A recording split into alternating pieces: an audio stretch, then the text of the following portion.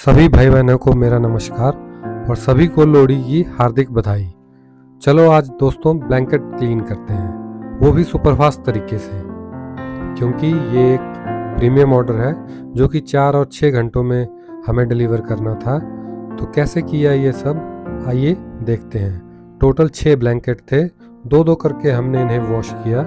कौन सा chemical use किया, मशीन्स कौन कौन सी लगी और क्या प्रोसेस थी, देखिए और हमें बताइए कि आपको ये प्रोसेस कैसा लगा। आप भी ऐसे ऑर्डर लेते हैं क्या?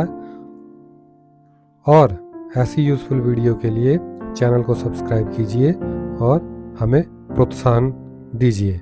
धन्यवाद। और वीडियो को देखिए, पूरा देखिए, तभी आप प्रोसेस समझ पाएंगे और आप भी इसे अपनी लॉन्ड्री और ड्राई क्लीनिंग बिजनेस में इंक्लूड कर सकते हैं। हाँ, मशीनों का जो रोल है वो इसमें बहुत इंपॉर्टेंट है, क्योंकि विदाउट मशीन आप ये ऑर्डर नहीं ले पाओगे, क्योंकि 4 से 6 घंटे के अंदर आपको डिलीवरी देनी है। आज के टाइम में कस्टमर यही डिमांड करता है कि उसको जल्दी से जल्दी सामान मिले।